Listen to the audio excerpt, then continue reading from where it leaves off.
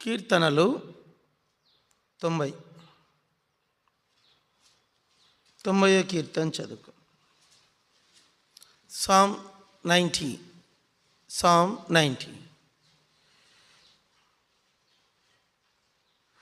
చదవండి. 8వ వచనం చదువు. మా దోషములను నీ ఎదుట ఉంచుకొని ఉన్నావు, నీ ముఖకాంతిలో మా రహస్య పాపములు కనబడుచున్నవి. ప్రార్థన చేసుకో. పరలోకపు తండ్రి, నీ ముఖకాంతిలో మా రహస్య పాపములు కనబడుచున్నవి అని కీర్తనాకారుడు మోషే ఈ మాట రాసి ఉంచాడు. మరి ఆ మాట మేము ధ్యానించడానికి సిద్ధపడున్నాము. సహాయం చేయండి. కన్న తండ్రి, మాట్లాడు. యేసు ప్రభువా, నీ విలువైన మంచితనమును, మీ యొక్క మహిమను మాకు కనపరచు. చివరి దినాల్లో ఉన్నాం, అంత్య దినాలు. క్షమించి మన్నించు. యేసు ప్రభు పేరట అడుగుచున్నాము తండ్రి. అందరు చెప్పండి. నీ ముఖకాంతిలో మా రహస్య పాపములు కనబడుచున్నవి. చెప్పండి. దేవుని ముఖకాంతిలో ఏం కనిపిస్తాయంట? రహస్య పాపం అంటే ఏమిటి? బైబిల్లో రకరకాల పాపాలు ఉన్నాయి. బైబిల్ చెప్తుంది, చాలా విషయాలు ఉన్నాయి దాని మీద, అదంతా మనం ముట్టుకోము. ఇక్కడ ఏమిటంటే రహస్య పాపం దేవుని ముఖకాంతిలో కనబడతాయంట. ఆయన ముఖకాంతి ఎక్కడుంది? ఆయన ముఖకాంతి తర్జుమా తెలుగులో ముఖకాంతి అని ఇచ్చారు. ఇంకొక తర్జుమాలో ఆయన సన్నిధి అని ఇచ్చారు. ఏమని ఇచ్చారు? ఆయన సన్నిధిలో. ఆయన సన్నిధిలో మన రహస్య పాపములు కనిపిస్తాయంట ఒకటి. రెండవది, ఆయన సన్నిధిలో ఇంకో తర్జుమాలు ఏముందంటే ఆయన యొక్క ముఖ ప్రకాశం అని ఇచ్చాడు. కౌంటెనెన్స్ అంటే ఆయన ముఖ ప్రకాశం. ఆయన ముఖ ప్రకాశము, ఆయన ముఖ కాంతి, ఆయన సన్నిధి, మూడు ఒకటే. అంటే ఇక్కడ ఏం కనిపిస్తాయంటే ఆయన యొక్క మన యొక్క రహస్య పాపాలు కనిపిస్తాయంట. బైబిల్లో ఈ మాట మనము జాగ్రత్తగా ధ్యానిస్తే ఏమిటి రహస్య పాపము అంటే? చదవండి. మొట్టమొదటిగా ఎక్కడ ఆరంభించబడింది రహస్య పాపము అనేది మనం ఆలోచిస్తే చదువుకుందాం. చదవండి. యెహెజ్కేలు గ్రంథం 28వ అధ్యాయం.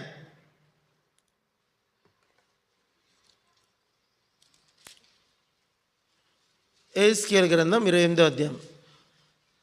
రాజేష్, అట్లా వాక్యం చెప్పేటప్పుడు సడన్గా లేచిపోకూడదు. నీకు అట్లా ఏదైనా కాల్స్ ఉండేది కూడా లాస్ట్లో కూర్చో, పూర్తి వెనకలు కూర్చొని నువ్వు 100 కాల్స్ ఎత్తుకో. ప్రతి వారం ఇట్లా చేస్తున్నాను. వాక్యం చదివేటప్పుడు ఏదో కాల్ వస్తుంది, అర్జెంటుగా లేచిపోతాం. ఇక్కడ మమ్మల్ని ఇన్సల్ట్ చేసినట్లు అర్థం అది. ఇంకప్పుడు అట్లా చేయొద్దు. నీకు ఏమైనా కాల్స్ ఉంటే ఏం పర్లేదు, వెనక కూర్చో, చైర్లో కూర్చో. కాల్స్ వస్తే బయటికి వెళ్ళి మాట్లాడుకో. యెహెజ్కేలు గ్రంథం 28వ అధ్యాయంలో ఇక్కడ ఒక మాట రాయబడింది. చదవండి అన్నమాట. నీవు లోపల చదవండి 16వ వచనం.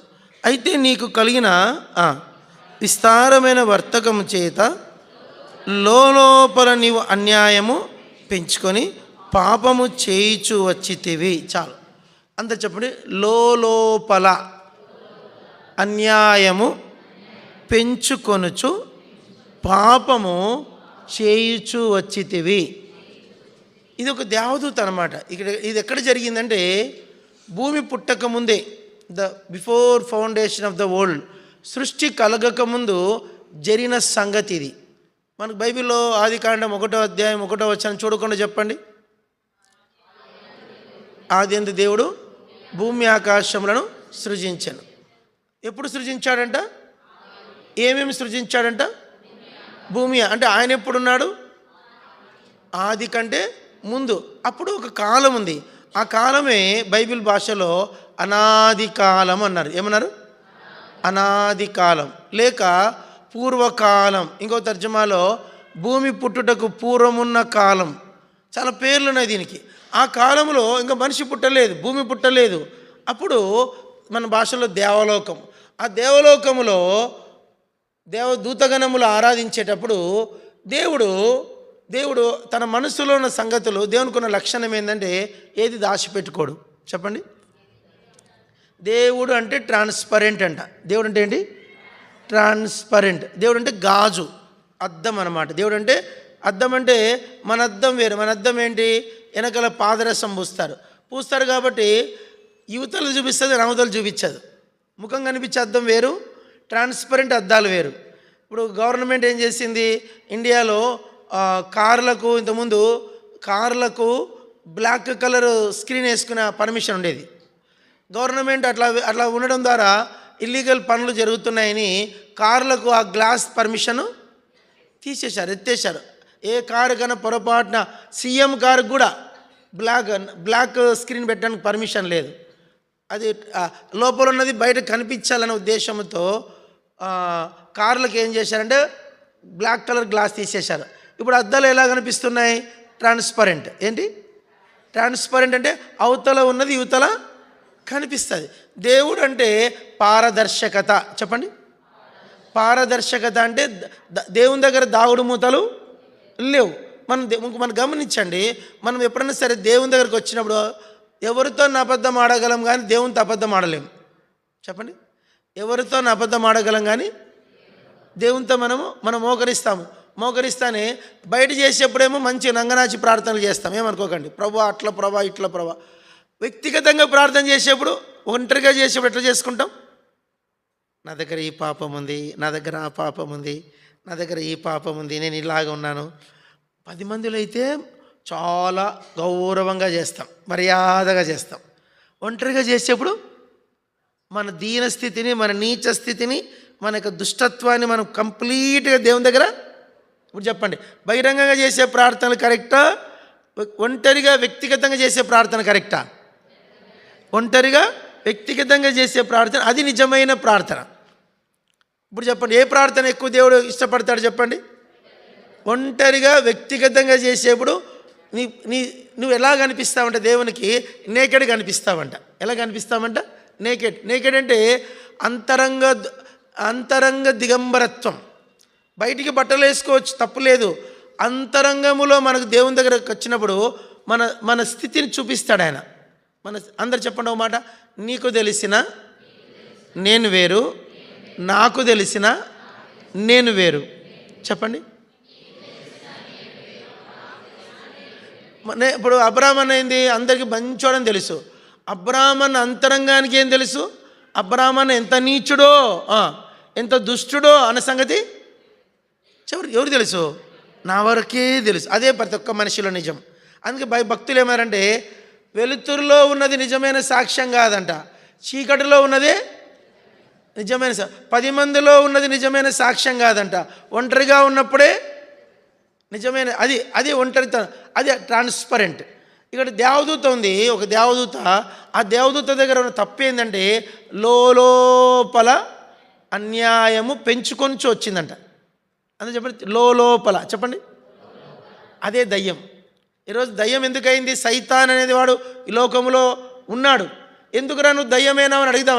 చిన్న మాట, సైతాన్ని ఇంటర్వ్యూ చేద్దాం. చెప్పండి, ఎవరిని ఇంటర్వ్యూ చేద్దాం? సైతానా నువ్వెందుకే దయ్యమేనా అడగండి. వాడు చెప్తాడు, ఏం లేదు అబ్రాహ్మ్ బ్రదర్, నా లోపల నేనేం చేసుకున్నాను? అన్యాయం చేసుకున్నందుకు ఏమయ్యా నేను ఇప్పుడు? దయ్యమేనా? జాగ్రత్త, బయట ఉన్నది నిజము కాదు, లోపలున్నదే నిజం. బయటికి కనిపించేది సత్యము, అది మనం సత్యమని చెప్పడానికి వీలు లేదు, అసత్యమని చెప్పడానికి కూడా లేదు. కానీ అంతరంగములో ఒంటరిగా ఉన్నప్పుడే నిజమైన ట్రాన్స్పరెంట్ అనేది మనకు దొరుకుతుంది. కానీ ఇక్కడ దేవదూత అక్కడ ఆ విషయంలో లోపల తన దేవుని దగ్గర పాపం కుట్టుకుంది. ఏం పాపం చేసుకుందంటది? చదవండి. యెషయా గ్రంథం 14వ అధ్యాయం. తెలిసిందే, జస్ట్ కొంచెం. యెషయా గ్రంథం 14 చదవండి. 14వ అధ్యాయం చదవండి. వాటి లోపల ఏం చేసుకుని ఇక్కడ రాయబడింది. చదవండి. 13వ వచనం నుంచి 13-14. యెషయా 14వ అధ్యాయం 13వ వచనం 14వ వచనం. నేను ఆకాశంలోకి ఎక్కిపోదును, నా సింహాసనం హెచ్చించుదును, ఉత్తర దిక్కున సభాపర్వతం మీద కూర్చుందును, మేఘమండలం మీదకి ఎక్కేదును, మహోన్నతునితో నన్ను సమానునిగా చేసుకుందును అని నీ మనస్సులో అనుకొంటివి కదా. అందరు చెప్పండి. అని నీ మనస్సులో అనుకొంటివి కదా. అంటే దేవునికి ఏం కావాలంటే నీ మనస్సులో అనుకునేది కావాలా, నీ పెదవులతో చెప్పేది కాదు. మనం పెదవులతో మంచి మాటలు చెప్తాం, ఎదుర్కొన్నప్పుడేమో అన్న ప్రజలాడన్న అంటాం, ఎదురు లేనప్పుడేమో వాడా దొంగ సచ్చినోడు అంటాం, వాడు దుర్మార్గుడు అంటాం. దేవుడు ఏంటంటే 10 మందిలో చెప్పింది ఎదురుగా చెప్పింది కరెక్ట్ కాదురా, నువ్వు ఒంటరిగా ఉన్నప్పుడు వాని గురించి చెప్పేది అదే కరెక్ట్ అంటాడు. అట్లని మనము వారు లేనప్పుడు వారి గురించి మాట్లాడదామా, అది దేవుని దగ్గర వేషధారణ. అదేంది, ఎదురుగున్నప్పుడు అన్న అన్నావు, లేనప్పుడేమో వాడన్నావు, ఏది కరెక్ట్ చెప్పండి? ఎదురుగున్నప్పుడు చెప్పింది కరెక్టా, లేనప్పుడు చెప్పింది కరెక్టా? లేనప్పుడు. అదే దేవునికి ఏం కావాలా, నువ్వు మనస్సులో అనుకునేదే కావాలా, నువ్వు లోపల అనుకునేదే. ఎదురున్నప్పుడు ఏమో అత్తయ్య అత్తయ్య చెప్పత్తయ్య అంటావు, లేనప్పుడు ఆ దొంగ సచ్చింది ఏంది, ఎప్పుడు ముసలిది ఎప్పుడు సస్తుంది అంటాం, ముసలిది ఎప్పుడు సస్తుంది, మా ఇంటి మాకు తగిలిన పీడ ఇది ఎప్పుడు పోతుంది అంటాం. ఎదురుకున్నప్పుడేమో అత్తయ్య అంటావు, లేనప్పుడేమో మనసులో ఏమనుకుంటావు, ఇది ముసలిది ఎప్పుడు పోతుందో. ఇప్పుడు ఏది కరెక్ట్ చెప్పండి? ఎదురుకున్నప్పుడు కరెక్టా, లోపల ఒంటరిగా మనసులో అనుకునేది కరెక్టా? అదే నువ్వు ఏది అంటే నీ క్యారెక్టర్ ఏదంటే నువ్వు మనసులో అనుకునేది, లోపల అనుకునేది, అదే రహస్య పాపం అని దేవుని వాక్యం చెప్తాం. కాబట్టి దయచేసి బల్ల దగ్గరికి వచ్చారు, మీ మనస్సులను శుభ్రం చేసుకోండి, మీ మనస్సును సమ్మతి చేసుకోండి, మీ మనస్సును కడిగి వేసుకోండి, దేవుని దగ్గర ప్రార్థన చేసుకోవాలి. బల్ల దగ్గరికి మీరు, ప్రభా నా మనస్సులో కూడా ఎవరి మీద నాకు విరోధ భావము ఉండకుండా నాకు సహాయము చెయ్యి. మనస్సులో కూడా ఎవరి మీద ఏముండదు, నాకు విరోధ భావము ఉండకూడదు ప్రభా అని దాని కొరకు మనం ప్రయాసపడాలి. నా మనస్సులో నేను సరిగాలేను, నా మనస్సులో సరిగాలేను. కాబట్టి ఇది మనం నేర్చుకోవాల్సిన మొదటి పాఠం. రెండవ పాఠంకి వెళ్ళిపోదాం. చదవండి, మనస్సులో ఉన్న మాట చదవండి. 2వ సమూయేలు గ్రంథం, 2వ సమూయేలు గ్రంథం చదవండి.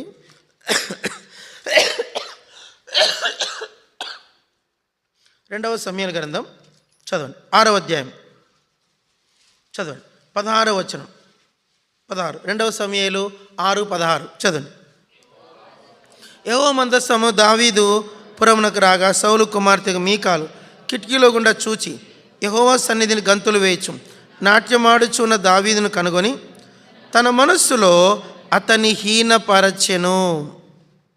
అందరు చెప్పండి, తన మనస్సులో అతనిని హీనపరచెను. మళ్ళీ చెప్పండి, ఓన్లీ బ్రదర్స్ చెప్పండి, సిస్టర్ చెప్పండి. ఇది భార్యాభర్తల కథ. ఎవరి కథ? భార్యాభర్తల కథ. భర్త ముందరేమో భార్య భలే యాక్షన్ చేస్తుంది. ఏవండి చెప్పండి నువ్వంటే వాళ్ళు కొందరు దీర్ఘం తీసి మాట్లాడతారు. ఏం మాట్లాడతారు? అన్ని దీర్ఘాలే ఉంటాయి. ఏముంటాయి? వచ్చుచున్నాను ప్రభువా తండ్రి, ఒట్టి దొంగ మాటలు అవన్నీ. నమ్మకండి, అట్లా ప్రార్థనలు ఎవరు చేయకండి. వరంగల్లో ఒక అమ్మాయి ఉండేది, భలే దీర్ఘాలు తీసి ప్రార్థన చేసేది. ఒక అబ్బాయిని తీసుకుని లేసేపోయింది, కొడుకు చర్చికి వచ్చి అబ్బాయిని దీర్ఘాలు తీసి ఆరాధన చేసినా దీర్ఘం తీస్తుంది, ప్రార్థన చేసినా దీర్ఘం తీస్తుంది, వాక్యం చదివినా దీర్ఘం తీస్తుంది. తిరిగి ఒక అబ్బాయిని ఎత్తుకొని పోయింది. శుభ్రంగా పెళ్ళే చేసుకుని ఎత్తుకొని పోయి. చూడండి, అట్లా ఎప్పుడే కానీ దీర్ఘాల ప్రార్థన, దీర్ఘాలు తీసి చదివే కొందరు వాక్యం చదువుతారు, దీర్ఘం తీసి చదువుతారు. అస్సలు నమ్మకండి. నీవు యథార్థంగా లేవని చెప్పడానికి అది గుర్తు అన్నమాట. లేని వినయం చూపిస్తారు, యథార్థత ఉండదు, అది ఒరిజినల్ కాదనమాట. ఇక్కడ ఏంటంటే ఇద్దరు భార్యాభర్తలు. ఆ భర్త ఎవరంటే దావీదు, భార్య ఎవరంటే మీకాలు. చెప్పండి, భర్త ఎవరు? దావీదు, భార్య ఎవరు? మీకాలు. ఈ భర్త దావీదు భార్య. దావీదుకి చాలామంది భార్యలు. ఎంతమంది భార్యలున్నా మొదటి భార్య. చెప్పండి ఎంతమంది, అందరూ చెప్పండి. ఎంతమంది భార్యలున్నా చట్టం ఎవరికి ప్రాముఖ్యత ఇస్తుంది? మొదటి భార్యకే ప్రాముఖ్యత. ఆమెకే పూర్తి హక్కులు ఉంటాయి. ఆమె పుట్టిన కొడుకే సర్వ హక్కులు ఉంటాయి. మొదటి కొడుకే రాజ్యము సింహాసనం ఇస్తారు, అది చట్టం. ఇప్పుడు దావీదుకు నేను ఒక మాట, చాలామంది భార్యలు ఉన్న జాగ్రత్త రండి. ఏ భార్యను ఓలిచ్చి చేసుకోలే, ఒక మీకాలునే ఓలిచ్చి కట్టాడు. ఈమెను ఊరికే చేసుకోలే. ఈమె ఎవరంటే రాజకుమార్తె. ఎవరు ఈమె? రాజుగారి కూతురు. కొంచెం టెక్ ఉంటుందా ఉండదండి? టెక్ ఉంటుందా ఉండదా? గంతకు తగ్గ బొంత చూసుకోవాలి, కానీ బొంతకు తగ్గగా ఏమన్నా నేను గంతుని అనుకో, నా చినిగిపోయిన అంగినాది, నేను ఎవరిని చూసుకోవాలా చెప్పండి? ఎవరిని చూసుకోవాలి? నేను చినిగిపోయిన అంగినే చూసుకోవాలా? నేను నాకున్నది చినిగిపోయిన అంగి చూసుకొని నేను హైయెస్ట్ చూసుకుంటే ఎట్లా? దావీదేమో గొర్రెలు కాసేటోడు, ఆమెమో రాజుగారి కుదురు. చూసుకోవచ్చా? చేసుకోవచ్చా? అక్కడ మిస్టేక్ చేశాడు దావీదు తప్పు కూడా ఉంది ఇక్కడ. ఆమె మీద మనస్సు పడ్డాడంట. ఇంకా కొంచెం మెచ్యూరిటీ లేదు అప్పుడు. ఇంకా చిన్నోడు 16 ఏళ్ళు, ఆయనకి ఎంత వయసు? 16 ఇయర్స్ అంతే. 16 ఏళ్ళ పిల్లోనికి తొక్కులాట ఎక్కువైంది. ఏమైంది? తొక్కులాట. పెళ్లి చేసుకొని తొక్కులాట అయిపోయి రాజుగారి కూతురిని ఇష్టపడితే రాజు అన్నాడు, సరే నా బిడ్డని ఇస్తాను కానీ మరి ఓలి కట్టమన్నాడు. ఏం కట్టమన్నాడు? ఓలి ఎంత అని అడిగాడు? 100 మంది ఫిలిస్తీన్లు ధరించే అండర్ కవర్స్ అని అడిగాడు. అది తెలుగులో చెప్తే మీకు బాగుండదు. ఇంగ్లీష్లో వద్దు. తెలుగులోనేమో వారి ముందోళ్ళు అని ఇచ్చాడు, ఇంగ్లీష్లో ఏమో అండర్ కవర్స్ అన్నాడు. తెలుగుదా ఇంకా చెప్పద్దు ఇక్కడ. కాబట్టి అది అడిగాడు. అది అడగద్దు అనమాట. అది అడగకూడదు దావీదు. అంటే అర్థమైందంటే, దీని అర్థమైందంటే అది ఎవడు ఇవ్వడు చెప్పండి? అది ఎవడు ఇవ్వడు. అది అసలు ఫిలిస్తీయుడు అసలే ఇవ్వడు అని అర్థమైందంటే, సౌలు ఈయనకు తెలుగులో మాట ఎత్తుకు పై ఎత్తు అంటారు కదండి. ఎత్తుకు సౌలేమో దావీదు ఆమెను ఇష్టపడ్డాడు. సౌలు అనుకోడు, ఒరే నువ్వు గొర్రెలు కాసేటోడివి, నా బిడ్డ కావాలరా నీకు? మైండ్లో పెట్టుకొని అది చెప్పకుండా నువ్వు పోయి ఫిలిస్తీన్ల 100 మంది ముందోళ్ళని తీసుకొచ్చిస్తే నా బిడ్డని ఇస్తాడు. వీడు తెచ్చేదిలే ఇచ్చేదిలే అనుకుని అడిగాడు. దావీదు పోయి 100 మంది ఫిలిస్తీన్ల యొక్క మెడలు కోసి పడేసిండట, తలలు కోసేశాడు. కోసి 100 కాదు 200 మంది ఫిలిస్తీన్ల తలలు కోసేసి ముందోళ్ళు కట్ చేసుకొని తెచ్చి కుప్ప తెచ్చి పోసాడంట. ఇంకేముంది మాట్లాడేకి? ఇంకా చెప్పండి ఇంకా మాట అన్నాడు కదా, బిడ్డని ఇస్తాడు కదా. చిన్న కూతురు, పెద్ద కూతురు పేరు మేరబు, చిన్న కూతురు మీకాలు. ఈ చిన్న కూతురిని ఇంకా తప్పుతుందా? ఇచ్చినాడు కానీ కాపురానికి పోయింది ఆమె పాపం. ఈరోజే పెళ్ళయింది, పొద్దున పెళ్ళైంది, రాత్రి కాపురం పోయింది. రాత్రికి 1000 మంది మనుషులు పంపాడు సౌలు దావీదుని చంపండి. పొద్దున ఒక ప్లాన్ వేశాడు, ఎత్తుకు పై ఎత్తు. ఆ ప్లాన్లో ఎవరు గెలిచారు? దావీదు గెలిచాడు. రాత్రి అంత మాత్రాన సౌలు తగ్గలేదండి. సౌలు ఏం చేశాడంటే రాత్రికి 100 మంది కాదు 1000 మంది, ఇంకెక్కువ మంది పంపించాడు, మాకు తెలియదు, సంఖ్య లేదు ఎక్కడ. 1000 మందిని పంపించాడు. పోయి దావీదు తల కొట్టుకొని రాపన్నాడు. వాళ్ళు వచ్చారు. వాళ్ళు వచ్చేసరికి చుట్టూ మనుషులు చుట్టుకున్నారు. ఇంకా కత్తులు, కటారులు, ఈటలు, బట్టలు పట్టుకొని వచ్చారు నరకడానికి. దావీదు తల తీసుకొని పోవాలా. రాజుగారి ఆజ్ఞ. ఎవరిదండి? రాజుగారి ఆజ్ఞ. నా బిడ్డను చేసుకుంటావురా నువ్వు అన్నట్ల కోపం అన్నమాట. నీవెందిరా, నీ బతికేందిరా, నువ్వు గొర్రెలు కాసేటోడికి నా కూతురు కావాలరా అన్నట్లు భాష అనట్లే, చెప్పండి, నోరుతో అనట్లే, కానీ క్రియలన్నీ చూపిస్తున్నాడు. సరే ఏం చేశాడు? దావీదు తల తెమ్మన్నాడు. వాళ్ళు వచ్చేసరికి సౌలు భార్య మీకాలు, ఈమెం సామాన్యురాలు కాదండి, ఈమెనింది, దావీదు నిన్ను చంపడానికి మా నాయన 1000 మందిని పంపాడు, నువ్వు పారిపోనింది. దావీదుకి తెలుసు 1000 మందిని కాదు 10,000 మంది తెలుసు చంపగలడు ఆయన. సింహాన్ని తరుముతాడైనా చెప్పండి? సింహాన్ని తరిమేంత జైశాలైనా మామూలు మనిషి కాదు. తన భర్త యొక్క బలాన్ని అండర్ ఎస్టిమేషన్, ఇంగ్లీష్లో అండర్ ఎస్టిమేట్ అంటే తక్కువ అంచనా వేసింది. కానీ దావీదు ఎందుకో మనసు ఇరిగిపోయింది. చెప్పండి, దావీదు మనసు ఏమైంది? ఇరిగిపోయింది. పొద్దున్న చూస్తే వాళ్ళ ఆయన ఇట్లా పెట్టా పందెం. దావీదుకి అంత బుర్ర లేదండి. బుర్ర ఉందా లేదు? దావీదుకి బుర్ర ఉంది. పొద్దునేమో ఎత్తుకు పై ఎత్తి, మరి రాత్రికి ఏం చేసిండు? ఇంతమందిని పంపాడు. వద్దు, ఈ పిల్లొద్దు, ఈ రాజ్యం వద్దు, ఈ రాజు వద్దు అనుకొని గోడ దూకి వెళ్ళిపోయిన తర్వాత కొంతకాలమైంది, దగ్గర నాకు తెలిసి 14 సంవత్సరాలు. ఎన్నేళ్ళు? ఈమె ఆయన పెళ్లి చేసుకున్న రోజే విడిపోయారు. పొద్దున పెళ్ళైంది, రాత్రికి విడిపోయినంత మాత్రాన దావీదుకి మనసు పోలే, ఆమె మీద మనసు ఉంది. ఎందుకంటే ఆమెను ఓలిచ్చి చేసుకున్నాడు. ఏం చెప్పండి? ఓలిచ్చి పెళ్ళి, ఆయన తన భార్య. ఈయన దావీదు ఇట్లా పోగానే సౌలు ఈ అమ్మాయిని ఇంకొక ఆయనకి ఇచ్చి పెళ్లి చేశాడు. అర్థమైంది మీకు? ఇంకొక ఆయనకి ఇచ్చి పెళ్లి చేశాడు. ఆయనకు వెళ్ళి కాపురంకి వెళ్ళిపోయింది. ఆ కాపురంకి వెళ్ళిపోయిన తర్వాత 14 ఏళ్ళ గ్యాప్లో ఒక దినం వచ్చింది, సౌలు చచ్చిపోయాడు, సౌలు కొడుకులందరూ చచ్చిపోయారు, దావీదు రాజు అయ్యాడు. చెప్పండి, దావీదు ఏమయ్యాడు? తెలుగులో ఒక సామెత ఉంది, నవ్వితే నా అపచేనే పండుతుందంట. చెప్పండి, వీడేం బతుకుతాడులే అనుకుంటే వాడు రాజయ్య కూర్చున్నాడు. తెలుగులో సామెత చెప్పండి, నవ్వితే నా అపచేనే పండుతుంది. అందరు చెప్పండి తెలుగులో. అంటే ఎట్లా అంటే, వీడేం బతుకుతాడబ్బా, వీడికి బతకగలడా వీడు అని అనుకుంటారంట. కానీ అలాంటి వాడు ఏమవుతాడంట, అందరికన్నా మేట్ అవుతాడంట. కాబట్టి బైబిల్లో దావీదు ఎంత ఆఫ్టర్ ఆల్ అనుకున్నారు వాళ్ళ ఇంట్లో వాళ్ళు కూడా. అన్నలు 7 మంది అండి, వీడెంత అనుకున్నారు, అదే దావీదే రాజు అయ్యాడు. సౌలు అనుకున్నాడు, వీడెంత అనుకున్నాడు, దావీదు ఏమయ్యాడు? రాజు అయ్యాడు. మీకాలు అనుకుంది, వీడెంత అనుకుంది, దావీదు ఏమయ్యాడు? రాజు అయ్యాడు. చూడండి, అర్థం చేసుకోండి. అన్నలు తృణీకరించారు, తండ్రి తృణీకరించాడు, మామ తృణీకరించాడు, భార్య కూడా తృణీకరించాడు. అలాంటి స్టెప్ బై స్టెప్ తృణీకరించబడిన ఈ మనుష్యుడు ఏమయ్యాడు? ఇజ్రాయేలుకు రాజు అయ్యాడు. ఏదో ఒట్టి పుణ్యానికి రాజు అయినాడు కాదు, కష్టపడి ప్రయాసపడి శ్రమ కోర్చి రాజు అయ్యాడు. రాజు అయిన తర్వాత ముందు ఫస్ట్ పాయింట్ ఏంటంటే, సభ ఏర్పాటు చేశాడు. అయ్యా, నా మొదటి భార్య మీకాలు, ఆమె పలానా దగ్గర ఉంది, నాకు పరువు లేదు, ఇప్పుడు ఏం లేదు. ఇప్పుడు ఏమంటారు? ఓ రాజా, నీ భార్య వాని దగ్గర ఉంది కదా, నీ భార్య అంటారా లేదండి? రాజు వచ్చి సింహాసనం కూర్చున్నాడండి, కింద ఉన్నాడు ఏమంటాడు? నీ భార్య వాని దగ్గర ఉంది కదా, నీ భార్య వాని దగ్గర ఉంది కదా. ఈ మాట వినలేడు. ముందు అర్జెంటుగా పోయి ఆమెను తీసుకురాపన్నాడు. చెప్పండి, అర్జెంటుగా వెళ్ళి వాళ్ళ దగ్గరికి వెళ్ళి ఆమెను తోడుకొని వచ్చాను. తోడుకొని వచ్చిన తర్వాత ఇప్పుడు రాజుగారికి పట్టపురాణి ఎవరయ్యారు? మీకాలు. దావీదు ఎంత ప్రేమించాడు చూడండి. ఆమె మళ్ళా తిరిగి ఆమెను రాణిగా చేసుకొని సింహాసనం కూర్చోబెట్టుకొని రాణిగా చేసుకుంటే, అయినా తెలుగులో చెప్పండి, ఆమె బుద్ధి పోలే. చెప్పండి, బుద్ధి పుట్టుకతో వచ్చిన బుద్ధి పోలే. ఏమైంది? ఓ దినం వచ్చింది, దావీదు సింహాసనం మీద రాజ్యమైన తర్వాత దావీదు ఏం చేశాడంటే, వాళ్ళ ఇజ్రాయెల్కు ఒక పెద్ద సెంటిమెంట్ ఉంది. చెప్పండి, తెలుగు చెప్పండి, సెంటిమెంట్ చెప్పండి. ఏంటి సెంటిమెంట్ అంటే? మందసం. ఆ మందసం ఎక్కడుందంటే, అది ఎక్కడో ఉంది, కిరియత్యారీంలో ఉంది. దావీదు అన్నాడు, ఆ మందసం తేవాలన్నాడు. అది దేవుని మందిరం, దేవుని పట్టణంలో ఉండాలి, యెరూషలేములో ఉండాలా, ఆ మందసం తేవాలన్నాడు. సరే, అందరు కలిసి సభ ఏర్పాటు చేశాడు, పెద్దలందరూ కూర్చోబెట్టినాడు. సరే మందసం తెచ్చాడు.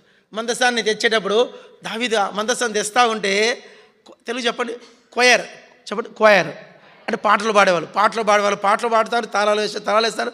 ఓ అద్భుతంగా, చాలా రమణీయంగా. ఒక చిన్న మాట, ఈ మందిరం ప్రతిష్ఠ చేసిన రోజు ఎట్లుందండి?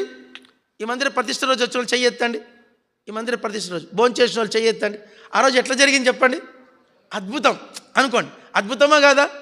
నాకు తెలిసి చాలా అద్భుతం, చాలా ఘనంగా కురియన్ గారు వచ్చి, పెద్ద సేవకులు వచ్చి, సేవకుల కూడిక జరిగి ఘనంగా జరిగింది. అట్లా ఈ చిన్న మందిరానికి ఇంత ఘనత వస్తే, ఆ మందిరం ఏది? ఇజ్రాయేలీలది. ఆ మందసం వస్తూ ఉంటే దావీదు పరవశుడు అయిపోయాడంట. అబ్బా, ఆయనకు ఒక పేరు వర్షిప్పర్, ఆరాధికుడు. ఆరాధనలోకి వెళ్ళిపోయి చిన్నగా పదముడిగి ఆ వాయిద్యములు, ఆ సంగీతములకు నాట్యం స్టార్ట్ చేశాడు. ఏం చేశాడు? నాట్యం. తెలియకుండానే నాట్యం ఆడుతూ ఉంటే ఒంటి మీద బట్టలు ఊడిపోయాయంట. ఒంటి మీద బట్టలు ఒక అంగవస్త్రం మాత్రం మిగిలింది, ఒక చిన్న వస్త్రం మాత్రం మిగిలింది, మిగతా వస్త్రాలు లేవు. అయినా నాట్యం ఆడుతూనే ఉన్నాడు తన్మయంతో. ఆడుతూ ఉంటే రాణిగారు వచ్చి చూశారు. పట్టపురాణి ఎవరామె? చూసింది, పక్క నవ్వింది. బట్టలు లేకుండా, ఆయనకున్న ఆత్మ సంబంధమైన సౌందర్యాన్ని చూడకుండా భౌతిక సౌందర్యాన్ని చూసి, అరే బట్టలు లేకుండా ఆడుతున్నాడే అని చెప్పేసి చెలికెత్తల ముందర నవ్విందంట. నవ్వి ఇంటికి వస్తే కూడా, ఇంట్లో కూడా చులకనగా మాట్లాడింది. భలే ఆడినావులే, బాగా ఆడినావు అనే దానికి ఎట్లుంటుంది?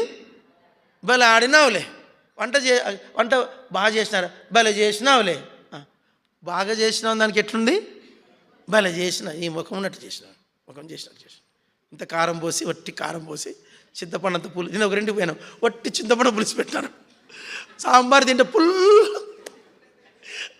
అక్క అన్న తినద్దని వట్టి చింతపండు పోసినారు.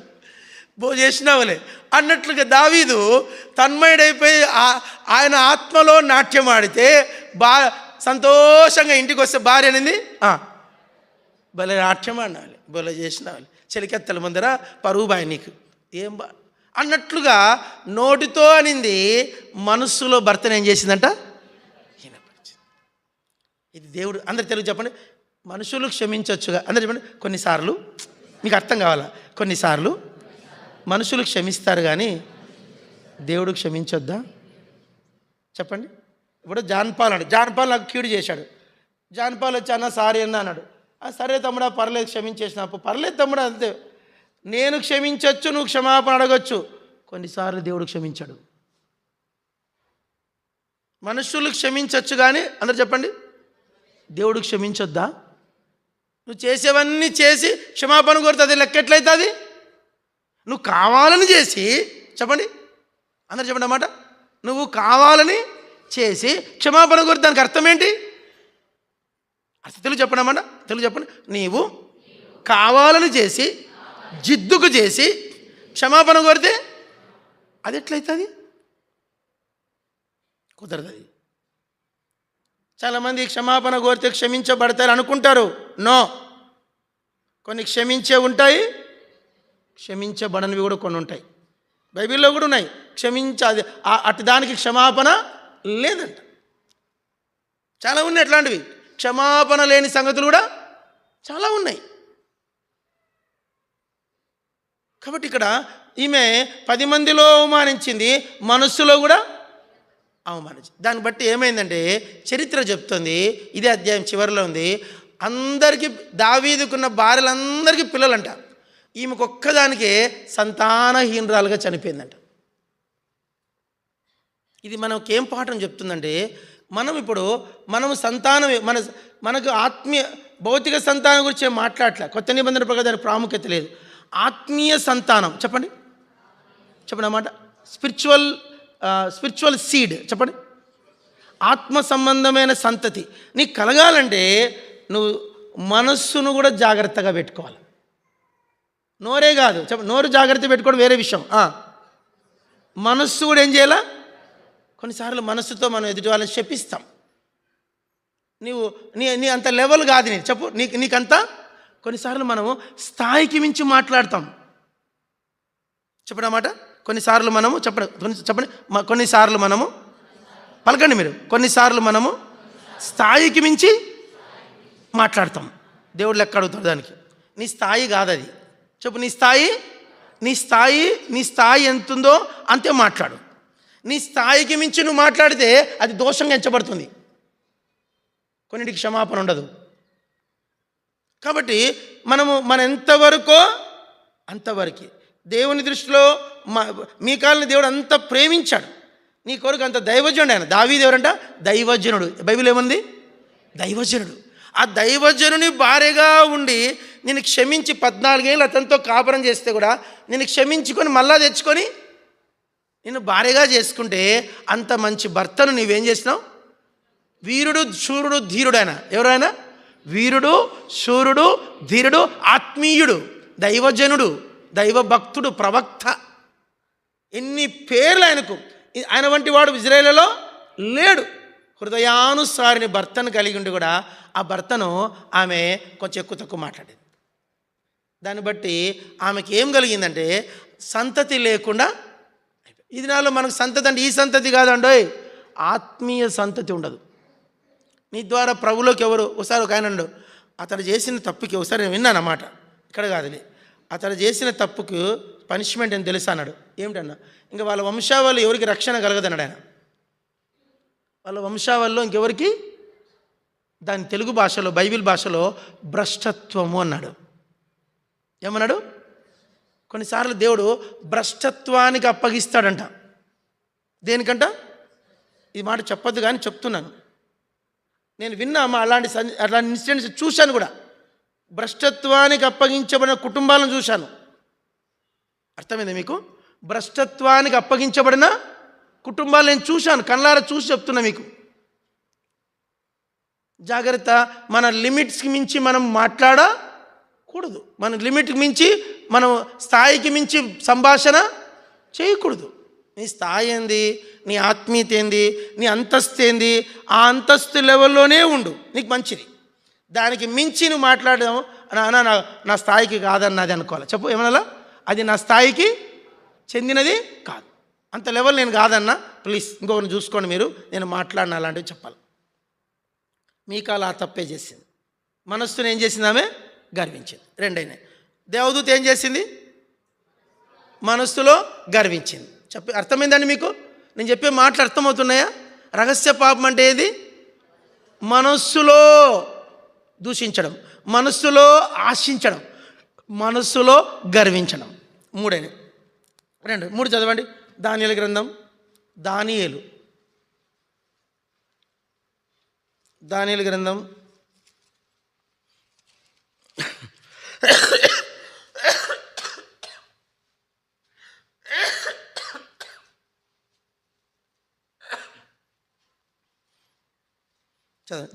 4వ అధ్యాయం. అందరు చదవండి. దానియేలు గ్రంథం 4వ అధ్యాయం చదవండి. 28 నుంచి చదువుకుంటే బాగుంటుంది. 28 నుంచి చదువుకుందాం. 28 నుంచి మార్చి నేను ఒక వచనం చదువుతాను, మీరు ఒక వచనం చదవండి. 28 నేను చదువుతాను. దానియేలు 4:28. పైన చెప్పబడిన సంగతి అంతయు రాజుకు నెబుకద్నెజరుకు సంభవించెను. రాజు బబులోనును, ఈ మహా విశాల పట్టణము నా బలాధికారమును నా ప్రభావ ఘనతను కనపరచుటకై నా రాజధాని నగరముగా నేను కట్టించినది కాదా అని తనలో తాను అనుకున్నాడు.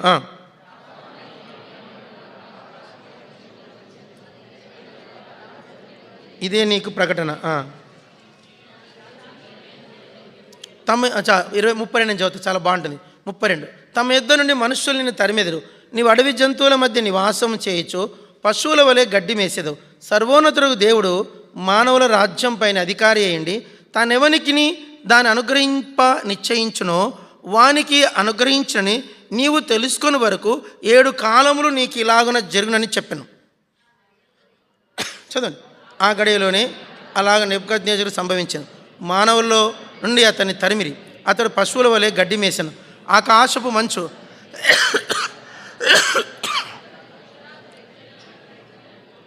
అతని తల వెంట్రుకలు పక్షిరాజు రెక్కల ఈకల వంటివి, అతని గోళ్ళు పక్షుల గోళ్ళ వంటివి. ఆయన 34.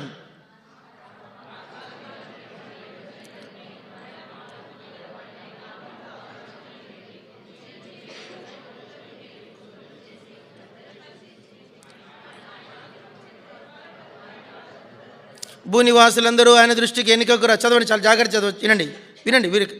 భూనివాసులందరూ ఆయన దృష్టికి ఎన్నికకు రానివారు.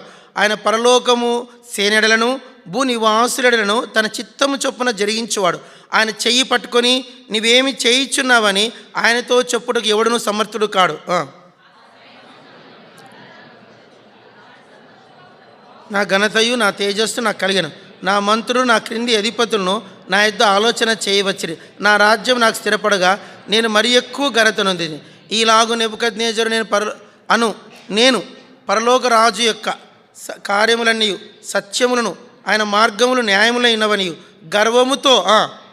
గర్వముతో నటించు వారిని ఆయన అనపశక్తుడనియు ఆయన స్తుతించుచు కొనియాడుచు గణపరచుచూ ఉన్నాను. చాలు. ఒక చిన్న కథ, ఇది స్టోరీ లాగా చెప్తా, వినండి. ఇప్పుడు ఒక స్టోరీ చెప్పానా? ఏం స్టోరీ? భార్యాభర్తల స్టోరీ. చెప్పండి.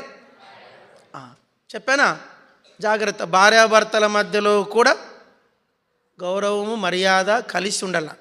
భర్తే కదా అని భర్తను తక్కువ చేసి మాట్లాడినా దేవుడు ఒప్పుకోడు, భార్యే కదా అని భార్యను తక్కువ చేసి మాట్లాడినా దేవుడు ఒప్పుకోడు. చాలా విషయాలు ఉన్నాయి, దాని ఇప్పుడు మనం అక్కడ చాలు. మూడో విషయంకి వెళ్ళిపోదాం. మూడో విషయం ఏంటంటే, ఈయన ఒక రాజు. చెప్పండి, అందరు చెప్పండి. ఈయన ఒక, ప్లీజ్ పలకరండి, ఈయన ఒక ఘనత వహించిన రాజు. ఏం రాజు? చిన్న విషయం చెప్తా. ఈయన ఒరే బాబు ఆశయ త్వరగా రా, ఇంత లేటుగా వస్తాడా, ఇంత త్వరగా. ఈ అబ్బాయి పేరు నెబుకద్నెజరు. చెప్పండి, ఏం పేరు? అట్లప్పుడు కదలద్దు. ఆయన నేను కలవాలంటే ఇంత దూరం నుంచి ఇట్లా వంగి, చాలా దూరం, ఇక్కడ ఆడికి ఉంది కనుక ఆగుతున్నా, ఇక్కడి నుంచి కనాలంట, ఇట్లా వంగి అయ్యా అయ్యా రాజా రాజా రాజా రాజా రాజా ఇట్లా పోలండి. సీన్ అయిపోయింది, పోరా. ఈయనెవరు? నెబుకద్నెజరు. నేనెవరు? సామాన్యమైన మనిషిని. రాజుగారు గెలవాలంటే ఎట్లా పోవాలా? తల ఇట్లా కింద పెట్టి పలకండే తల ఇట్లా పెట్టి రాజా రాజా రాజా రాజా రాజా. అదే ఆయన లెవెల్. ఎవరి లెవెల్? నెబుకద్నెజరు. ఎందుకంటే ఆఫ్టర్ ఆల్ నరేంద్ర మోడీకే ఆయన సెక్యూరిటీ ఏంది, ఆయన కథ అని చెప్తే భయపడిపోతాం. ఆయన ఒక రోజు ఖర్చు నన్ను అడిగితే తక్కువ అంటే ఒక 5 లక్షలు ఉంటుంది. ఎక్కువే ఉంటుంది, తక్కువ చెప్పాను. ఒక రోజు ఖర్చు ఎవరిది? నరేంద్ర మోడీ ఖర్చు ఒక రోజుకి 5 లక్షల నుంచి 10 లక్షలు ఉంటుంది, ఇంకెక్కువే. ఒక నెలకు ఎందుకు ఆయన సెక్యూరిటీ, ఆయన కథ, ఆయన పెద్ద స్టోరీ. ఓకే, మన దేశ ఘనత అది. ఒక దేశానికి రాజుకి ఇంత ఘనత ఉంటే నెబుకద్నెజరు ఎవరు? హిందూ దేశం మొదలుకొని కూషు దేశం వరకు ఆయనే రాజు. సౌత్ ఆఫ్రికా నుంచి ఇండియా వరకు అండి, సౌత్ ఆఫ్రికా నుండి అప్పటిగా అమెరికా, ఆస్ట్రేలియా కనుక్కోలే. నెబుకద్నెజరు కాలానికి అమెరికా అన్నదే లేదు, ఆస్ట్రేలియా అనేది కూడా లేదు. ఓన్లీ ఈ మధ్య దేశం, ఆసియా ఖండం మాత్రమే ఉన్నింది అప్పుడు. అంటే అటాచ్ ఉన్నవన్నీ కనుక్కున్నారు, మిగతా తెలియదు అప్పుడు. ఈ మొత్తము భూమి మీద వెళ్ళి సంచరించగలిగే భూములన్నిటికీ రాజు ఎవరండి? నెబుకద్నెజరు. సముద్రం దాటాలంటే అప్పటికి లేదు ఇంకా. ఓన్లీ కనెక్ట్ ఉన్నటువంటి దేశాలన్నిటికీ రాజు నెబుకద్నెజరు. ఆయన బంగారం ఎంత చెప్తే భయపడిపోతారు. ఆయన దగ్గర ఉన్న బంగారము, ఆయన దగ్గర ఉన్న కథ పెద్ద కథ, చాలా పెద్ద ధనవంతుడు ఆయన. అలాంటి రాజు ఒక మాట మీకు ప్రశ్న వేస్తారు, ఆ రాజరికం ఆయనకి ఎవరు ఇచ్చారండి? త్వరగా చెప్పండి, నిజమేనా? ఆ ఘనత ఎవరిచ్చారు? మళ్ళీ తేజస్సు ఎవరిచ్చారు? ఆ విలువ ఎవరిచ్చారు? ఆ జ్ఞానం ఎవరిచ్చారు? బైబిల్ చెప్తుంది, భూలోక రాజ్యములన్నిటినీ దేవుడే నెబుకద్నెజరు చేతికి అప్పగించని రాయబడింది.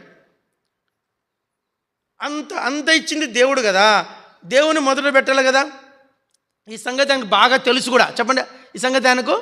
ఎందుకంటే ఆ దేశానికి ఆ ప్రధానమంత్రి ఎవరు? దానియేలు. దానియేలుగా బతికే ఉన్నాడు. దానియేలు రాజ్యంలో సింహాసనం కూర్చోడు. దానియేలుకు మొత్తం తెలుసు. అంత మంచి కౌన్సిలర్ దానియేలును పెట్టుకొని కూడా ఈ మనిషి ఒకరోజు ఏం చేసి, జాగ్రత్త అండి, ఇక్కడ స్టోరీ బాగుంటుంది. మిద్ది మీదకి ఎక్కాడట. మిద్ది మీద ఎక్కి ఇట్లా తిరుగుతాడు. తిరిగేటప్పుడు అలా చూశాడు మిద్ది మీద.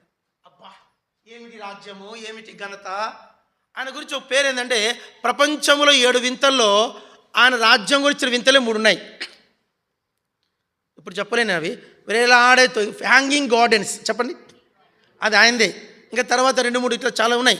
అవన్నీ కూడా పురాతనమైన వండర్స్ అన్నీ ఆయనవే. అంత పెద్ద రాజ్యానికి నేను రాజును కదా, ఈ రాజ్యము, దీని ఘనత ప్రభావము నావే కదా, దీనంతటి రాజును నేనే కదా అని అంత చెప్పండి అని మనస్సులో అనుకున్నాడంట. చెప్పండి, మనస్సులో అనుకున్నాడంట. అనుకుంటూనే ఆకాశవాణి, తెలుగు చెప్పండి, ఆకాశవాణి హైదరాబాద్ కడప కేంద్రమా?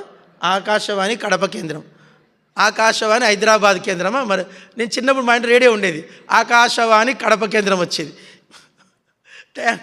ఆకాశవాణి పరలోకం నుంచి స్వరం వినబడి, ఓ నెబుకద్నెజరు, ఈ రాజ్యముది ప్రభావం నీకు ఎవరు అప్పగించారో ఆయన నువ్వు ఘనపరచక నీవు మనస్సులో ఇది నాది కదా అని అనుకుంటేవి కదా, ఇదిగో ఇదే నీకు ప్రకటన. ఇది మొదలుకొని 7 కాలములు నీవు ఇది తెలుసుకునేంత వరకు నువ్వు అడవి మృగముల మధ్య నివసించదవు, అడవి జంతువై నివసించదు పో అన్నాడు.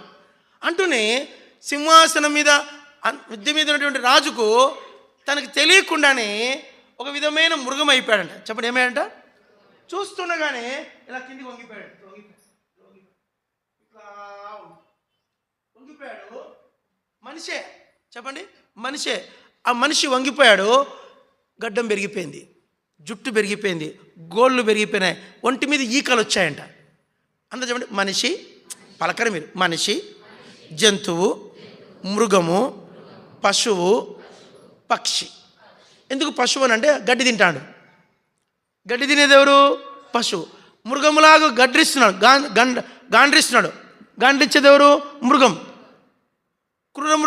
నోట్లోంచి కూరలు వచ్చినాయి, కుర్ర మృగం. కూరలు వచ్చినాయి, ఈకలు వచ్చినాయి, గోరలు వచ్చినాయి. మనిషి మళ్ళా చూడడానికి మనిషి విపరీత, మళ్ళీ ఒంటి మీద బొచ్చు వచ్చిందంట. బొచ్చు వచ్చింది. ఇదేమి కొత్త ప్రాణి, ఇంతవరకు ఎప్పుడు చూడలే. అది విన్నటువంటి మనుషులందరూ చూసి ఏమిటిది అందరు తరిమారు. తరిమితే అది అడవిలో ఎవరు దాన్ని తరిమే కొద్ది పరిగెత్తి అడవిలోకి వెళ్ళిపోయింది. నేను అనుకుంటా మంచిది ఎత్తులో మిగతా జంతువులు దాని మీద వెంటబడలే, తోడేళ్ళు అవి వెంటబడలే. దేవుడు అనుమతిలే, చెప్పండి, దేవుడు అనుమతిలే. అన్నిటి మధ్య వెళ్ళిపోయి అడవిలోకి వెళ్ళిపోయి గడ్డి తినుకుంటూ మంచుకు తడుచుకుంటూ పక్షిలాగా జంతువులాగా మృగములాగా 7 ఏళ్ళు గడ్డి తిన్నాడు. 7 ఏళ్ళు తిన్న తర్వాత అప్పుడు పశ్చాత్తాపం పట్టింది అని చెప్పండి. 7 ఏళ్లకు పశ్చాత్తాపం వచ్చింది. పశ్చాత్తాపం ఎప్పుడు వచ్చిందండి? ముందే వచ్చింటే ఎంత బాగుండు. కొన్నిసార్లు మనకు చాలా టైం పడుతుంది పశ్చాత్తాపం రావడానికి. నాకేంలే అనుకున్నావో అదే కత్తిరించి పడేస్తాడు. నాకేం 3 కొడుకులు అనుకున్నావో కత్తిరించి పడేస్తాడు.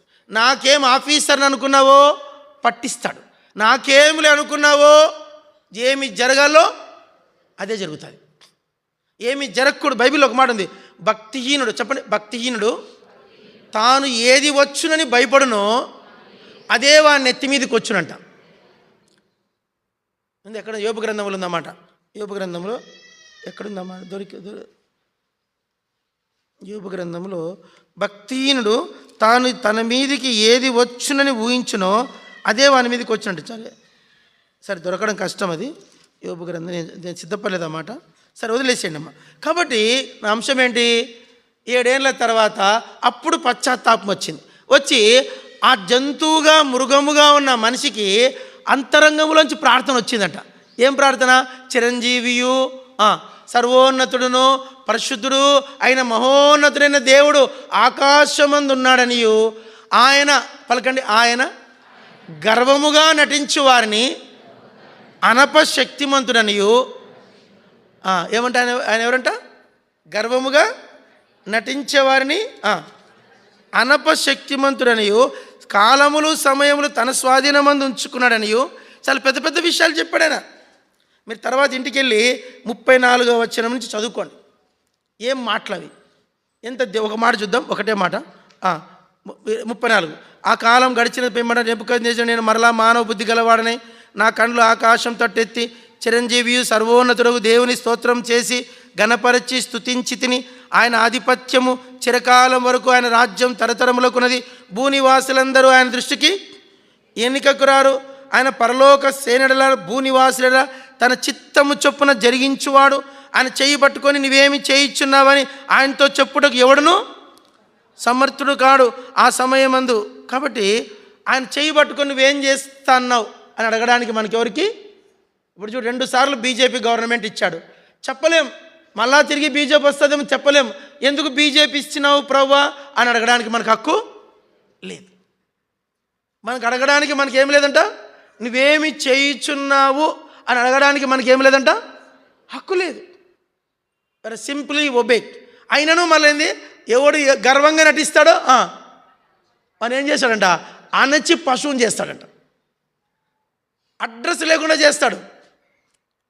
కాబట్టి నేను వరంగల్లో ఇప్పుడు ఆయన ఎంపీ పెద్ద పేరు, ఆయన పేరు చెప్తే అది ఆన్లైన్లో పోతుంది కనుక ఎంపీ పెద్ద పేరు ఆయన.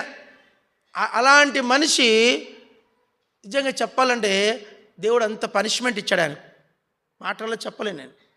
కాబట్టి మనం ఎక్కడే కానీ చిన్న విషయాన్ని కూడా గర్వించదు, మాటతో కూడా గర్వించదు, అందాన్ని బట్టి గర్వించద్దు, భర్తను బట్టి గర్వించద్దు, పిల్లల్ని బట్టి గర్వించద్దు, అధికారాన్ని బట్టి కూడా గర్వించద్దు. ఏ విషయాన్ని బట్టి కూడా మనం ఏం చేయొద్దు, గర్వించద్దు. మనం కురింగిపోదు, దేవుడు చూస్తున్నాడని చెప్పాలా. ఊరికే చేతి ఇట్లా కట్టుకోవాలంట. అందరూ ఒకసారి చేతులు కట్టుకోండి, ఒకసారి ఏమనుకోండి, పలకండి, దేవుడు ఇప్పుడు ఏం చేస్తాడో చూద్దాం అనుకోవాలంట. చెప్పండి. అది ఎర్ర సముద్రమైనా, అది సింహాల బోనైనా, అది అగ్నిగుండమైనా, అది శిలువ మీద వేలాడే స్థితి అయినా, దేవుని యేసుప్రభు కుమారుని శిలువ మీద వేలాడేది దేవునికి తెలీదా? ఆయనకు అన్నీ తెలుసు. కుమారుని మేకులతో కొట్టేది తెలుసు, బల్లంతో ఒడిచేది తెలుసు, సమాధిలోండి తిరిగి లేపేది కూడా తెలుసు ఆయన. మనమేం టెన్షన్ పడాల్సిన అవసరము, దేవునికి అన్నీ తెలుసు. మనం ఏం చేయాలంటే స్తుతించాలంతే. ఏం చేయాలా? రోజుకు 3 పాటలు పాడుకోవాలి. ఎన్ని పాటలు చెప్పండి? అంత టైం ఎక్కడ ఉంటుందంటావా? 3 పాటలు పాడుకొని చూడు. 3 పాటలు పాడుకొని చూడు ప్రభు ఎలాంటి కార్యాలు చేసి. నీ పని ఏంటి? ప్రభు ఒకటి చెప్పాలి, ప్రభు నా పని ఏంది? ఆరాధన చేయడం. నా పని ఏంటి? ఆయన స్తుతించడమే నా పని. ఒక ఇంగ్లీష్ పాట పాడు, ఒకటి హిందీ పాట పాడు, ఒకటి తెలుగు పాట పాడు. నేర్చుకో. మందిరంలో ఏ మీటింగు పోగొట్టుకోదు. ముఖ్యంగా మందిరంలో పాటలు అసలే పోగొట్టుకోదు. చాలామంది దరిద్రులు పాటలు అయిపోయినాక వస్తారు. ఏమనుకోక, మేము తిడుతున్నాను అనుకోకండి, మిమ్మల్ని దరిద్రులు అంటున్నందుకు బాధపడకండి. దరిద్రులు వాళ్ళు. పోనీ 1 వారం అన్నా క్షమిస్తాడు, 2 వారాలు క్షమిస్తాడు. సంవత్సరానికి 53 వారాలు. 53 వారాలు నువ్వు ఒక పాటకు రావే, నువ్వు దరిద్రుడువా కాదా? చెప్పండి. 53 వారాల్లో ఒక్క ఆదివారం 3 పాటలకు రాలేదే నువ్వు దరిద్రువా కాదా? చెప్పండి. దేవుణ్ణి ఆరాధించేందుకు నీకు తీరిక లేదు, సమయానికి వచ్చేందుకు నీకేం లేదు, తీరిక లేదు. నువ్వు దరిద్రుడవు, నువ్వు గర్విష్ఠుడివి, నువ్వు గర్వపోతువు. నీకేంది 1 వారం క్షమిస్తాడు, 2 వారాలు క్షమిస్తాడు, సంవత్సరం క్షమించాలా? అందుకే నీకు టైట్ పెట్టాడు. టైట్ ఎందుకు చేశాడు నీకు? టైటు నీ బండికి ఎందుకు టైట్ చేశాడు దేవుడు? ఇందుకే. నువ్వు ఆరాధించే విషయంలో నువ్వు మహిమను కోల్పోయినావు. నువ్వు గర్విష్ఠుడు, నెబుకద్నెజరు కంటే గర్విష్ఠుడు నువ్వు. 1 వారం కాదు, 2 వారాలు, సంవత్సరాల కొద్ది నువ్వు పాటలకు రావట్లే. గర్విష్ఠుడా ఓ నెబుకద్నెజరు? ఇంకెంతకాలం గడ్డి తింటావు? 1 వారమా 2 వారాలా? కారణాలు చెప్పొద్దు. నువ్వు దేవుని కంటే అధికుడవు కాదు. నీ పని ఏంటి? ఆయన స్తుతించడమే నీ పని. అంతకు మించిన పనే నీకు లేదు. అంతకు మించిన పనే నీకు లేదు. మిగతా రోజులు అంటే వేరే ఎక్స్క్యూజ్ చేస్తారు. ఆదివారము పాటలకు వచ్చిన వాడే ధన్యుడు. చదవన్నమాట, చదవండి. యోహాను సువార్త 5వ అధ్యాయం. ఈరోజు నువ్వు కుటుంబంలో ఎందుకు నువ్వు గడ్డి తింటానో తెలుసా? ఈరోజు మీ ఇంట్లో గడ్డి ఉంది. ఏముంది నీ ఇంట్లో? గడ్డి మొలిసింది నీ ఇంట్లో. కొన్నిసార్లు శాపాలు పెడతారు, నీ ఇంట్లో గడ్డి మొలుసు కాకంటారు. తెలుసా మాట ఎప్పుడన్నారా? ఇంట్లో గడ్డి మొలిసిందంటే ఇంట్లో ఏమైనట్లు? ఏమైనట్లండి? పాడైనట్లు. ఎందుకు నీ ఇంట్లో గడ్డి మొలిసింది? ఎందుకు నీ కుటుంబంలో నెమ్మది లేదు? ఎందుకు నీ ఇంట్లో ఆత్మీయ సంతోషం లేదు? దేవునికి తెలీదా? ఒకటే కారణం, నువ్వు ఆయన స్తుతించి, నువ్వు నిర్లక్ష్యం. నీకు నిర్లక్ష్యం దేవుడు అంటే. నీకు దేవుడు అంటే ఏంటి? నిర్లక్ష్యం. దేవుడు అంటే అలక్ష్యము, నిర్లక్ష్యము, గర్వపోతు. మోయాబీలు బహు గర్వపోతులు అంట. చెప్పండి, మోయాబీలు ఏంటో చెప్పండి. గర్వపోతులు వేరు, బహు గర్వపోతులు వేరు. ఇర్మీయా గ్రంథం రాయబడింది. మోయాబీలు ఎలాంటి వాళ్ళంట? చెప్పండి, పలకరేంటండి? బహు గర్వపోతులు. నీకే పేరు పెట్టాలో మరి? 1 వారం క్షమిస్తారు, 2 వారాలు క్షమిస్తారు, సంవత్సరాల కొద్దీ క్షమించాలా? సంవత్సరాల కొద్దీ. నువ్వు చెప్పే సాకులు ఆయన వెండు. చెప్పు, నువ్వు చెప్పాను సాకులు వినడారు. సాకులు దేవుని దగ్గర అంగీకరించబడవు. మారు మనసు పొందాం. యోహాను సువార్త 5 తీయండి. యోహాను సువార్త 5వ అధ్యాయం చదవండి. 3వ వచనము 4వ వచనం. ఆయా సమయములకు దేవదూత కోనేటిలో దిగి నీళ్లు కదిలించుట కలదు.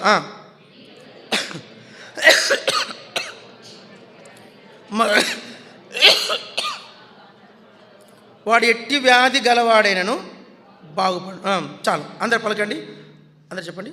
ఆ నీళ్లు కదిలించబడినప్పుడు మొదట ఎవడు దిగునో వాడు ఎట్టి వ్యాధి గలవాడైనను వాడు బాగుపడదు.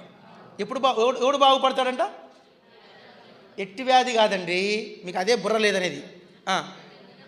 మొదట నీళ్లు కదిలించబడినప్పుడు ఎవడు దిగునో, అందరూ చెప్పండి. మొదట నీళ్లు కదిలింపబడినప్పుడు ఎవడు దిగునో. యేసుప్రభు అంటే నేను మనుగురు పోయినా పరిచర్యకు. మనుగురు పోతే ఆడ ఒక డబ్బా చూసా. ఏం డబ్బా అంటే ఆకు తమలపాకులు తింటారు. వాడు క్రిస్టియన్ అంటే వాడు జీజస్ పాన్ షాప్ అని పెట్టాడు. ఏం పాన్ షాపు? జీజస్. నాకైతే ఆత్మను ఎవడో హత్య చేసేంత బాధ అయింది. నా ఆత్మను ఎవడో కత్తి తీసుకొని పటపట పొడిచట్టు అనిపించింది. యేసు ప్రభువుని ఏమి స్థితికి తెచ్చారా వీళ్ళు? క్రైస్తవులే. మళ్ళా హిందువులు ఏం చేస్తారు? Balaji wines, Sai wines, Lakshmi wines, హిందువులు వాళ్ళు పెట్టుకుంటారు. Shiva wines, Ganga wines, wine షాపులకి వాళ్ళ దేవతల పేర్లే ఉంటాయి. క్రైస్తవులు ఏం చేస్తారు? చిన్నగా యేసుప్రభు అంటే ఏందనుకుంటున్నారు? కాలిపోతాం. ఆయనంత మంచోడే లేడు. ఆయన కోపం వస్తే ఆయనంత కఠినాత్ముడే యెరూషలేము తగలబెట్టినాడు. నువ్వెంత నేనంత. ఓపెని ఫినాసిల్లే ఒకే దినం వాళ్ళ ఇంటి 4 శవాలు లేచినాయి ఒకే రోజు. మామ చచ్చిండు, మరిది చచ్చిండు, భర్త చచ్చిండు, ఆమె చచ్చింది. దేవుని కోపం ఎదుట ఎవడు? ఒకే దినం యెరూషలేము తగలబెట్టేశాడు. మందసమే చెరపోయింది.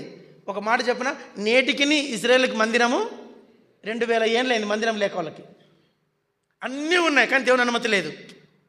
ముట్టుకుంటే యుద్ధాలు అవుతాయి. ప్రపంచ యుద్ధం వచ్చేస్తుంది. చూడండి, దేవుడు ఎక్కడ పెట్టాలో అక్కడ పెడతాడు. మనం మారు మనసు పొందాం. మనస్సులో మనకు గర్వం ఉంది కాబట్టి దేవునికి మనం సరెండర్ అవ్వడము లేదు. యవనస్తులు ఎందుకు 30 ఏళ్ళైనా ఉద్యోగాలు లేవు, 28 ఏళ్ళైనా ఉద్యోగాలు లేవు, 21కి ఉద్యోగం రావాలి. నీకు ఎన్ని ఏళ్ళకి రావాలి ఉద్యోగము? 21, 22కి ఏమైపోతుంది? బీటెక్ అయిపోతుంది. బీటెక్ ఆన్ సర్వీస్లోనే నువ్వు 4th ఇయర్లోనే గవర్నమెంట్ జాబ్స్ రాసుకోవచ్చు. బీటెక్ 4th ఇయర్లోనే ఏం చేసుకోవచ్చు అండి? గవర్నమెంట్ పర్మిషన్ ఇస్తుంది నువ్వు సివిల్స్ రాసుకునేకి. నేను సివిల్ ఆఫీసర్ ఎందుకు కాలేదు? నువ్వు గ్రూప్ 1 ఆఫీసర్ ఎందుకు కాలేకపోతున్నావు? నీకు దేవుడు తెలుసు, రక్షణ తెలుసు, జ్ఞానం తెలుసు, నువ్వెందుకు ఆఫీసర్ కాలేకపోతున్నావు? 30 ఏళ్ళ సర్వీస్, ఇంకా నువ్వు సెటిల్ కాలేకపోతున్నావు. యవనస్తులకు దేవుని భయము అమ్మాయిలకి లేదు. అమ్మాయిలకి అసలే లేదు. అమ్మాయిలకే లేదు.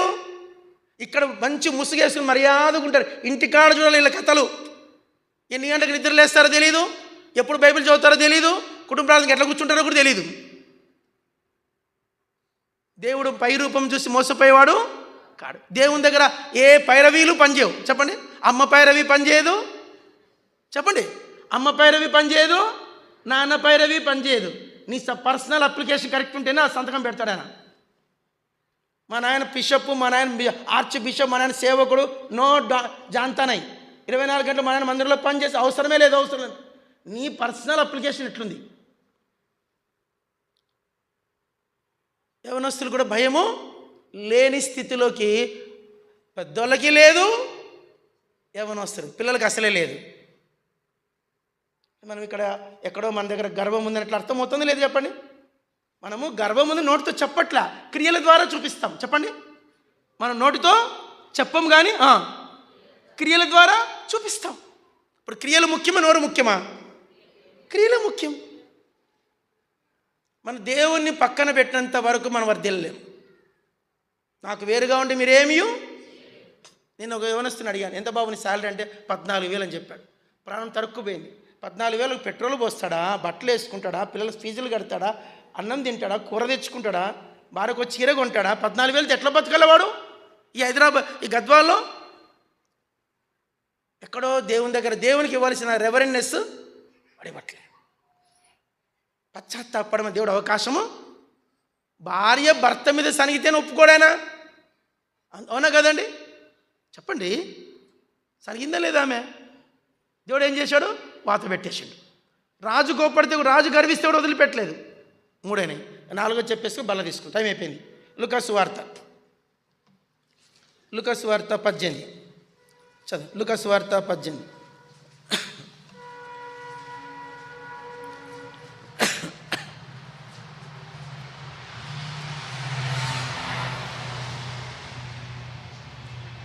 లూకాసు వార్త 18 9వ వచనం నుండి 14వ వచనం వరకు చదువు. 9 నుండి 14. నేను 9 చదువుతా, 10 మీరు చదువు. తామే నీతిమంతులమని తమ్ముని నమ్ముకొని ఇతరులను తృణీకరించు కొందరితో ఆయన ఈ ఉపమానం చెప్పెను.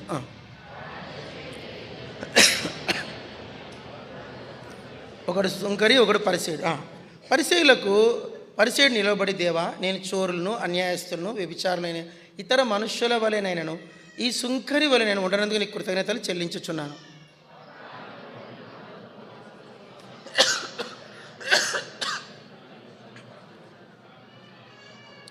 తనలో తాను అయితే సుంకరి దూరంగా నిల్చుండి ఆకాశం కన్నులు ఎత్తుటకైనా ధైర్యం చాలక రొమ్ము కొట్టుకొనొచ్చు, దేవా పాపిని నన్ను కరుణించమని పలికాను. తను తాను హెచ్చించుకునేవాడు, తను తాను తగ్గించుకునేవాడు. చాలా ముగిస్తున్నాను. అందరు చెప్పండి, క్రైస్తవులు చేసే పెద్ద పాపం. చెప్పండి, క్రైస్తవులు చేసే ఏంటి ఆ పెద్ద పాపం అంటే? పోల్చుకొనుట. చెప్పండి, పోల్చుకోవడం. లేకుంటే చెప్పండి, ప్రార్థనలో పాపం. చెప్పండి, ప్రార్థనలో కూడా పాపాలు చేస్తారండి. చెప్పండి, దేంట్లో పాపం? ప్రార్థనలో పాపం. ఇతరులతో పోల్చుకోవడంలో పాపం. పాపం అంటే ఏందో కాదంట, ఇతరులతో పోల్చుకోవడం ఎంతకాలం నువ్వు చేస్తూ ఉంటావో నువ్వు ఆత్మలో వర్ధిల్లలేవు. నీకు దేవునికి మధ్య అడ్డగోడ పెరుగుతూ పోతుంది, గోడ పెరుగుతూ పోతుంది. కానీ ఈరోజు మీ దగ్గర ఇద్దరు వ్యక్తులు, మీకు తెలిసిన కథే. ఇక్కడ నేను చెప్పేది ఏంటంటే, మనస్సు కొంచెం సౌండ్ తగ్గించబా హిమ్మొస్తాను. మనస్సులో అని చెప్పండి, తనలో తాను ప్రార్థన చేసుకొని చుండాను. బయటికి చేశాడా, మనసులో చేసుకున్నాడా? మనస్సులో చేసుకున్న ప్రార్థన బైబిల్లో రికార్డ్ అయింది. రికార్డ్ అయిందా లేదండి? చెప్పండి, మనస్సులో చేసుకున్న ప్రార్థన రికార్డ్ అయిందా లేదా? నీవు మనసులో చేసే ప్రార్థన రికార్డ్ అవుతుంది. ఇప్పుడు బల్ల దగ్గర సమయం ఇస్తా, ప్రార్థన చేసుకోమని 1 నిమిషం టైం ఇస్తా. ఆ 1 నిమిషం నువ్వు చేసే ప్రార్థన టక టక టక టక టైప్ అవుతుంది పరలోకంలో.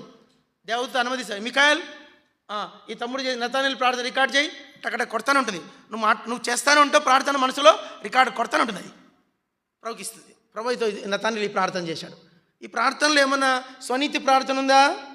అంతా స్వనీతే ప్రభా, పక్కన పెట్టు. ఈ ప్రార్థన అంత గర్వం ప్రార్థన ప్రభా, పక్కన పెట్టు.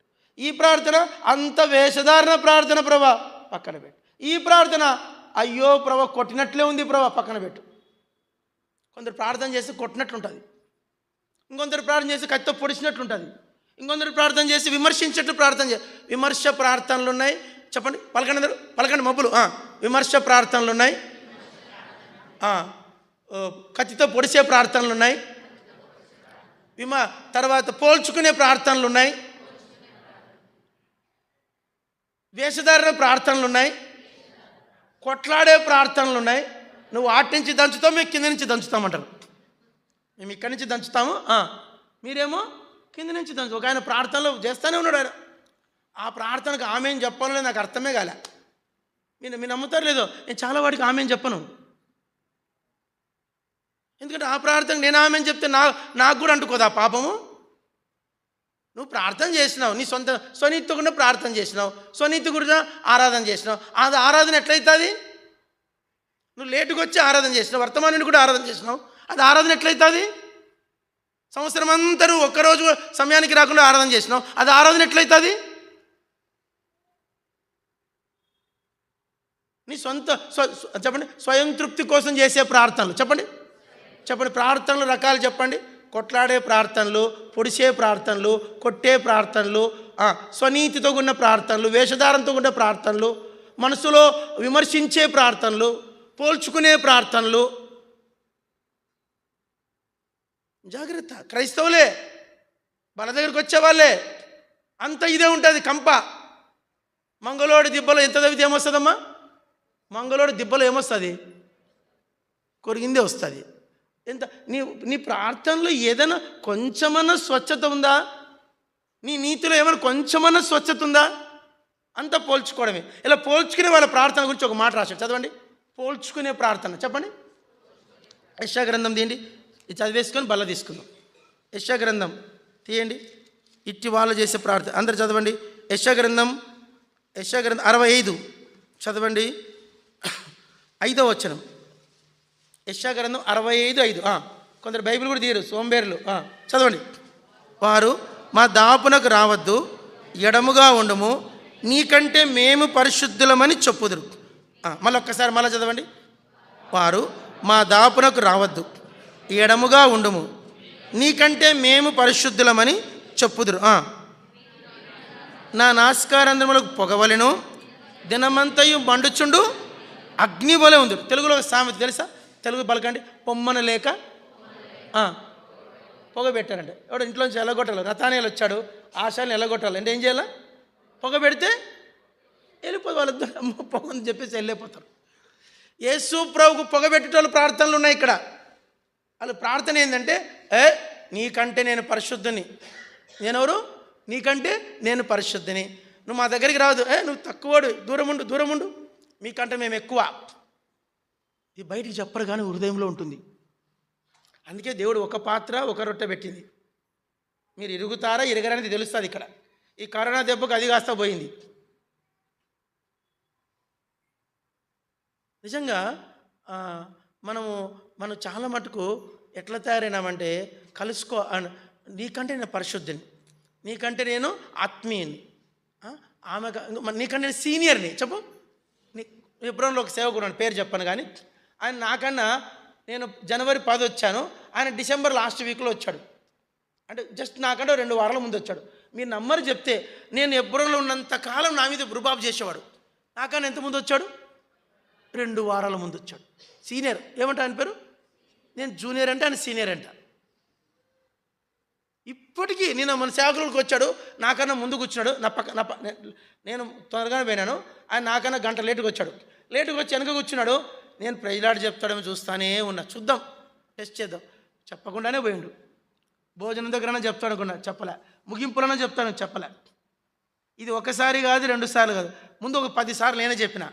అంటే మన మైండ్లో ఏముందంటే, నేను సీనియర్ కాబట్టి ఆయన నాకు ప్రైజ్లాడు చెప్పాల.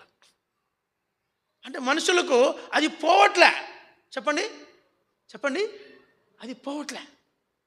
ఇలాంటి వాళ్ళంట ఇక్కడ రాయబడింది, ఇక్కడ రాశాడు, చదవండి. ఒక మాట రాశాడు. ఇలాంటి వాళ్ళు ఎవరంటే పైన రాశాడు, చదువు. 4వ చదవండి. వారు మధ్యలో ఉంటుంది. వారు సమాధులలో కూర్చుండుచు రహస్య స్థలములలో ప్రవేశించుచు. వద్దులేండి, ఆ మాట చెప్పద్దు. కాబట్టి అంటే దేవునికి అసహ్యమైనది అంట. తెలుగు తర్జుమా ప్రకారం హేయ వస్తువును బలర్పించే వాళ్ళంట. చెప్పండి, హేయ వస్తువును, చెప్పండి, హేయ వస్తువును బలి అర్పించు వారితో సమానం. నువ్వు బలి అర్పిస్తానని ఏం అర్పిస్తున్నావు? హేయ వస్తువు. కాబట్టి మనము ఇదంతా కూడా ఏంటి? మనసులో చేసుకునే ప్రార్థన. ఏం ప్రార్థన ఇది? దేవదూత ఎక్కడ చేసుకుంది ప్రార్థన? లోపల మనస్సులో అనుకుందంట. మీకాలు ఎక్కడ చేసుకుంది ప్రార్థన? భర్తను మనసులో, అంత మంచి భర్తను పట్టుకొని అంత పెద్ద మనసులో తృణీకరిస్తుంది. 3వది ఎవరంట? రాజు. చెప్పండి, ఏమయ్యాడు ఆయన? మనస్సులో అనుకున్నాడంట. చివరిగా పరిసేయుడు మనస్సులో. ఈ 4 చేసిన పాపం ఏంటనా? నోటితో అన్నారా, క్రియతో అన్నారా? నోటితో అనలేదు, క్రియతో అనలే. ఒక దెబ్బ కూడా వేయలే. మనస్సులో. నువ్వు మనస్సులో పవిత్రంగా లేనంత కాలము నువ్వు దేవునికి హేయ వస్తువును బలర్పించే వానితోనే సమానం. దయచేసి మనం మారు మనసు పొందాం. నిర్లక్ష్యం, అలక్ష్యం నుంచి తప్పించుకుందాం. నెలకు 1 సంఘ ప్రార్థన వద్దాం. చెప్పండి, ఎన్నిసార్లకు? నెలకు 1 సంఘ ప్రార్థన రాకుండా బలి ఎట్లా తీసుకుంటావు? అంత బిజీనా? పోనీ అంత బిజీ అయితే, బ్రదర్ చాలా సేవలో బిజీ బ్రదర్, చాలా బిజీ బ్రదర్, నాకు రోజుకి 5 చోట్ల వాక్యం చెప్పాలా? ఓకే, పర్లే. నెలకు 1 సంఘ ప్రార్థనకు రావే, నువ్వు విశ్వాసం అవుతావు? నెలకు 1 సంఘ ప్రార్థన రాకపోతే నువ్వు విశ్వాసం ఎట్లయితావు? దేవుడు క్వశ్చన్ వేస్తాడు. దూరం ఉన్నావు బ్రదర్, చాలా దూరం, నెలకు 1సారి రా సంఘ ప్రార్థన. నెలకు 1 ఆదివారం ముందు సమయానికి రా. చెప్పు, నెలకు చెప్పండి 1 ఆదివారం అన్నా మొదటి పాటకు వచ్చి మోకరించి దేవుడు రాసుకుంటాడు. నెలకు పర్లేదు, కొంచెమన్నా పర్లేదు, కొంచెమన్నా నీతి ఉంది. సంవత్సరాల కొద్దీ పాటలకు రావు, జీవితంలో 1సారి సంఘ ప్రార్థనకు రావు, నువ్వు ఎట్లా విశ్వాసం అవుతావు? ఎన్ని ఉన్నాయి చెప్పు. బయట కనిపించే దాంట్లో నీతి లేకపోతే అంతరంగంలో నీతిని ఎట్లా చెప్పగలను? అందరూ చెప్పండి. కనిపించే దాంట్లో నీతి లేకుంటే, కనిపించే దాంట్లో నీతి ఉందంటే ఎట్లా నమ్మేది? నేను కాదు, దేవుడు ఎట్లా నమ్ముతాడు? కనిపించే దాంట్లో నీతి లేనప్పుడు కనిపించే దాంట్లో నీతి ఉంటుందమ్మా? చెప్పండి. ప్రార్థన చేసుకోండి.